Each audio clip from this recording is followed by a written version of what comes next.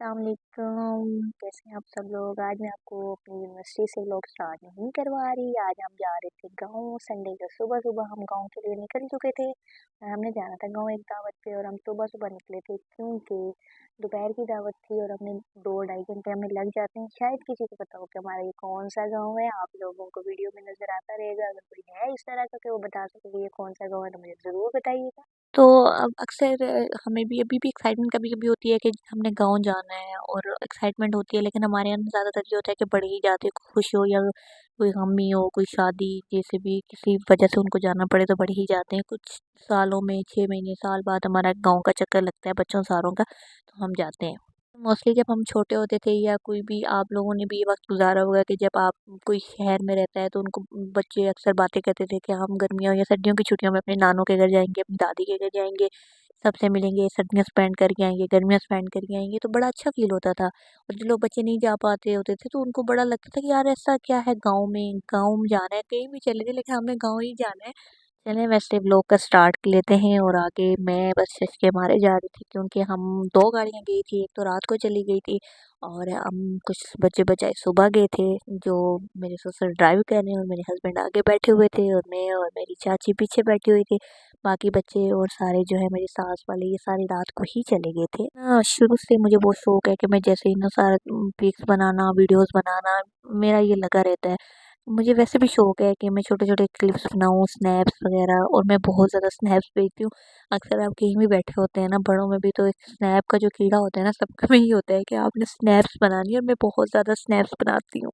वैसे एक बात है, जब आप अभी तो थोड़ा-सा कॉन्सेप्ट चेंज हो गया। ऐसे कह लें कि जब आप पहले ना गाँव जाते होते थे तो बच्चे ऐसे देखते होते थे गाँव के लोग जैसे कोई बड़ी गाड़ी में आया है, या लाइक अगर शहर के बच्चों के पास नहीं ये सब वीडियोज़, गेम और ये मोबाइल्स वगैरह होते थे तो वो इन चीज़ों को बड़ा गौर से देखते थे और उनके पीछे-पीछे। लेकिन अब ये चीज़ें मैंने देखी हैं गाँव में भी कि ये चीज़ें इन हो चुकी हैं। अब वहाँ के बच्चों को भी इतना फ़र्क नहीं पड़ता क्योंकि हर घर-घर में मोबाइल है, हर घर में मतलब मोस्टली लोगों के पास गाड़ी, ये चीज़ें इतनी मैटर नहीं करती। लेकिन पहले गाँव के बच्चों को बड़ा शौक होता था, कोई शहर से आए तो उसको देखना, वो मोबाइल उनके अगर किसी के पास मोबाइल होता है तो उसके आगे-पीछे बैठना, मोबाइल देखना, ये चीज़ें बड़ी मतलब वक़्त ऐसा होता है ना, इंसान तो वक़्त बदल जाता है।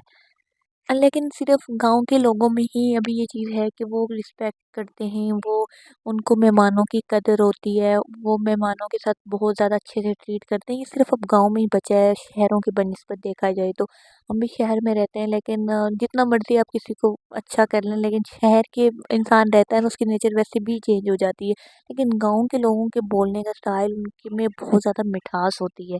आई थिंक सो उनका ये नेचुरल होता है, नेचुरल प्रोसेस है, लेकिन बहुत मिठास होती है उनके लहज़ों में, वो दिल से अगले बंदे की रिस्पेक्ट करते हैं। अच्छा वैसे जब हम गाँव जाते हैं इस दफ़ा तो जैसे हम मैं पिछली दफ़ा गई थी तब ना रुई रुई वग़ैरह की काश्त हुई पड़ी थी और मिर्चें वग़ैरह हो गई थी। इस दफ़ा अभी गन्ना, मक्की, ये चीज़ें ही इन्हीं की ही काश्त नज़र आ रही थी और हम जिनके घर दावत पे जा रहे थे वो उनके उनके बच्चे के लिए मैं गिफ्ट लेके जा रही थी और मैं देख रही थी कोई सलामत है ना, मैंने उठा के उसको चेक किया, मैंने कहा ये ना हो कि वो टूट गया हो। बाकी ना बहुत सारी औरतों को हमने जाते हुए काम करते हुए देखा है इतनी धूप में। यहाँ तो कोई दरख्त भी नहीं है कि जिसके नीचे बंदा बैठ जाए। तो बस अल्लाह पाक सबको हिफ्ज़ व अमान में रखे, हलाल रिज़्क कमाने की तौफ़ीक दे। और फिर हम घर पहुँच चुके थे। खाना खाने के बाद आपको पता है कि आपकी बहन फ़ोटो सेशन ना करे, ऐसा हो नहीं सकता। थोड़ा बहुत फिर शूट हमारा हो गया था। उसके बाद थोड़ा इधर-उधर शूट करने के बाद फिर मेरा दिल चाह रहा था कि मैं गाँव में जाऊँ घूमने के लिए, लेकिन फिर हमारे हाथ वो बच्चे का माइक लग गया जिसमें आवाज़ चेंज होती है। फिर मैंने उसके अच्छे खासे उसके शॉर्ट्स वगैरह लिए, फ़नी-फ़नी वीडियोज़ बनाई।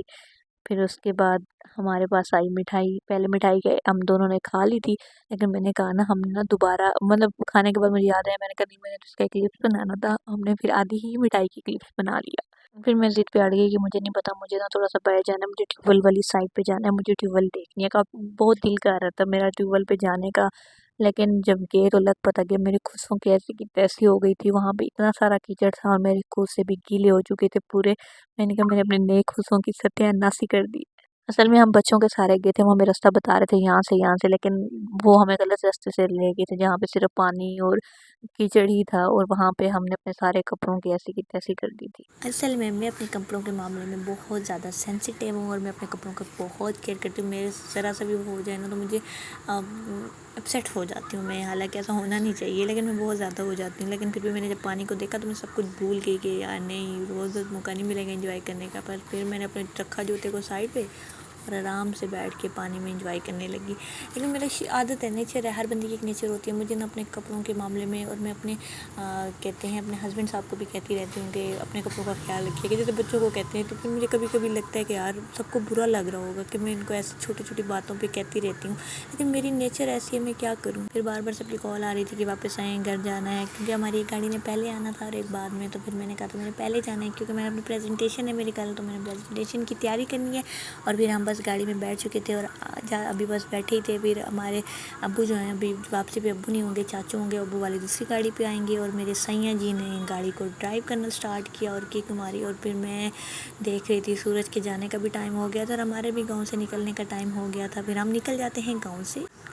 और वैसे शाम के टाइम गांव का मंज़र ना देखने वाला होता है। दोपहर का वो इतना नहीं पता चलता, शहर में भी ऐसा होता है, लेकिन जब शाम का टाइम होता है ना तो बड़ा खूबसूरत नज़ारा लग रहा था।